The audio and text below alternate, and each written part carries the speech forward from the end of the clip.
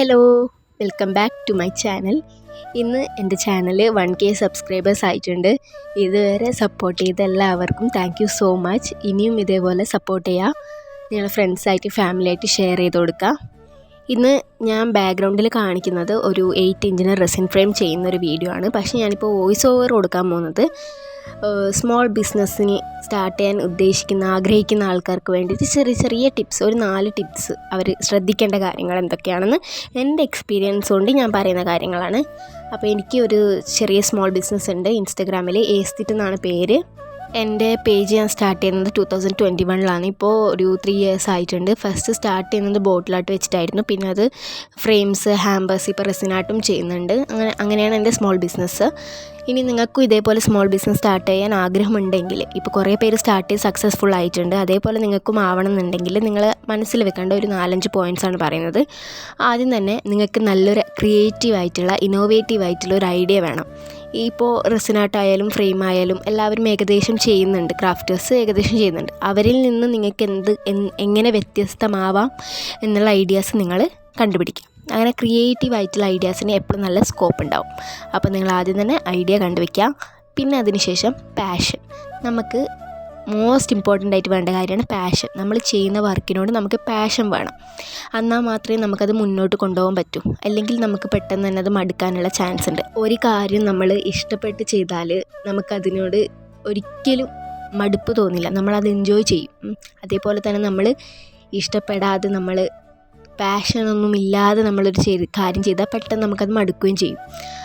അപ്പോൾ അതാണ് രണ്ടാമത്തെ കാര്യം. ഇനിയുള്ളത് ഡു നോട്ട് കോപ്പി. നമ്മളെ ഫ്രണ്ട്സോ കസിൻസോ ആരെങ്കിലും ഒരു സ്മോൾ ബിസിനസ് സെറ്റപ്പ് ചെയ്തു, അവർ സക്സസ്ഫുള്ളായി. അത് കണ്ടതിന് ശേഷം അവരിൽ നിന്ന് നമുക്ക് ഇൻസ്പയർ ആവാം. പക്ഷേ അവരെ കോപ്പി ചെയ്യരുത്. നമ്മൾ ഒരിക്കലും അവർ ചെയ്യുന്നത് പോലെ ചെയ്യാൻ നോക്കരുത്. നമ്മൾ അവരെക്കാളും മികച്ചതായിട്ട് എന്തെങ്കിലും ചെയ്യാൻ നോക്കണം. അവരിൽ നിന്ന് ഇൻസ്പിറേഷൻ കൊണ്ട് നമ്മൾ എന്തെങ്കിലും ചെയ്യണം. അല്ലാതെ അവരെ കോപ്പി ചെയ്യരുത്. അവർ ഏൺ ചെയ്യുന്നു, അവർ സേവിങ്സ് ഉണ്ടാക്കുന്നു, അത് കണ്ടതിന് ശേഷം നമുക്ക് സേവിങ്സ് മാത്രം തലയിൽ വെച്ചതുകൊണ്ട് നമ്മൾക്ക് ഒരിക്കലും ഒരു സ്മോൾ ബിസിനസ് സെറ്റപ്പ് ചെയ്താൽ അത് സക്സസ്ഫുൾ ആവില്ല. നമുക്ക് ഇൻസ്പയർ ആവാം, പക്ഷേ ഡു നോട്ട് കോപ്പി. അവർ ചെയ്യുന്ന പോലെ ചെയ്യാൻ ശ്രമിക്കരുത് നമ്മൾ. പിന്നത്തെ കാര്യം കൺസിസ്റ്റൻസി എന്ന് വെച്ചാൽ കീ ഫാക്ടറാണ് നമ്മളെ സ്മോൾ ബിസിനസ്സിന്. നമ്മൾ ഒരു പോസ്റ്റ് ഇന്നിട്ടു, അതിനുശേഷം നമ്മൾ അടുത്ത മാസം ഒരു പോസ്റ്റ് ഇട്ടാലും ഒരിക്കലും നമ്മളെ സ്മോൾ ബിസിനസ് സക്സസ് ആവില്ല. നമുക്ക് കൺസിസ്റ്റൻ്റ് ആയിട്ട് നമ്മൾ സ്മോൾ ബിസിനസ് ചെയ്യുന്നവരാണെങ്കിൽ നമ്മൾ കൺസിസ്റ്റൻ്റ് ആയിട്ട് പോസ്റ്റ് ചെയ്യും, റീൽസ് ഇടും, അതേപോലെ സ്റ്റോറി ചെയ്യും, എല്ലാം വേണം. ഇപ്പോൾ നമുക്ക് ഓർഡറൊന്നും കിട്ടുന്നില്ലെങ്കിലും നമ്മൾ എന്തെങ്കിലുമൊക്കെ വർക്ക്, ഇന്നോവേറ്റീവ് ആയിട്ടുള്ള എന്തെങ്കിലുമൊക്കെ വർക്ക് നമ്മൾ കസ്റ്റമേഴ്സിലേക്ക് എത്തിക്കണമല്ലോ. നമ്മൾ ഇന്ന കാര്യങ്ങളൊക്കെ ചെയ്യുന്നുണ്ടെന്ന്. അതിന് വേണ്ടിയിട്ട് നമ്മൾ ഒരു 6 മന്ത്സ് ഇനീഷ്യൽ സ്റ്റേജിൽ നമ്മൾ നന്നായിട്ട് അങ്ങനെ ഹാർഡ് വർക്ക് ചെയ്യണം. നമ്മൾ എല്ലാ പബ്ലിക്കിനെ അറിയിക്കാൻ വേണ്ടിയിട്ട് നമ്മൾ നന്നായിട്ട് ഹാർഡ് വർക്ക് ചെയ്യുക. അതുകൊണ്ട് നമ്മൾ കൺസിസ്റ്റൻ്റ് ആയിട്ട് നിൽക്കണം. ഒരു ദിവസം വന്ന് പോസ്റ്റ് ഇട്ട് പോയി, അതിനുശേഷം അടുത്ത മാസം വന്നാൽ ആർക്കും നമ്മളെ റെക്കഗ്നൈസ് ചെയ്യാനും പറ്റില്ല, നമ്മൾ ഐഡൻറ്റിഫൈ ചെയ്യില്ല. അതുകൊണ്ട് നമുക്ക് കൺസിസ്റ്റൻസി എന്തായാലും വേണം. നമ്മൾ സ്ഥിരമായിട്ട് സ്മോൾ ബിസിനസ്സിൽ നിൽക്കണം. നമ്മൾ ആക്റ്റീവായിരിക്കണം എപ്പോഴും. നമ്മളെ ബിസിനസ് സക്സസ്ഫുൾ ആവുന്ന വരെ, അല്ലെങ്കിൽ ക്ലിക്ക് ആവുന്ന വരെ നമ്മൾ എന്തായാലും ആക്റ്റീവായി തന്നെ നിൽക്കണം. അടുത്തത് വന്നിട്ട് പ്രൊമോഷൻ. നമ്മളെ പേജിനെ പ്രൊമോട്ട് ചെയ്യാൻ നമ്മൾ മാത്രമേ ഉള്ളൂ. അത് നമ്മൾ നന്നായിട്ട് ചെയ്യുക.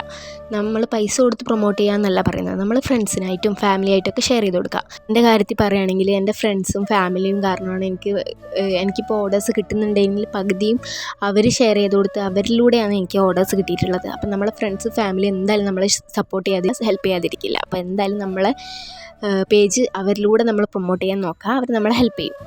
ഇനി നമ്മൾ പെട്ടെന്ന് ഒരു സ്മോൾ ബിസിനസ് തുടങ്ങിയാൽ ഒരിക്കലും നമ്മൾ പെട്ടെന്ന് തന്നെ ക്ലിക്ക് ആവണം എന്നൊന്നുമില്ല. അങ്ങനെ ആവുന്നവരും ഉണ്ട്. പക്ഷെ നമ്മളത് അങ്ങനെ ആവണം നമ്മൾ വിചാരിച്ച് ഒരിക്കലും തുടങ്ങരുത്. നമ്മളെന്തായാലും ഗുഡ് തിങ്സ് ടേക്ക് ടൈം എന്നാണല്ലോ. അപ്പോൾ നമ്മളെന്തായാലും വെയിറ്റ് ചെയ്യുക, ഒരിക്കലും സ്റ്റെപ്പ് ബാക്ക് ചെയ്യരുത്. അപ്പോൾ ഇന്നത്തെ വീഡിയോയും ഇന്നത്തെ ഫ്രെയിമും ഇഷ്ടപ്പെട്ടു എന്ന് വിചാരിക്കുന്നു. ഇഷ്ടപ്പെട്ട ലൈക്ക് ചെയ്യുക, ഷെയർ ചെയ്യുക, അതേപോലെ സബ്സ്ക്രൈബ് ചെയ്യുക. ബൈ.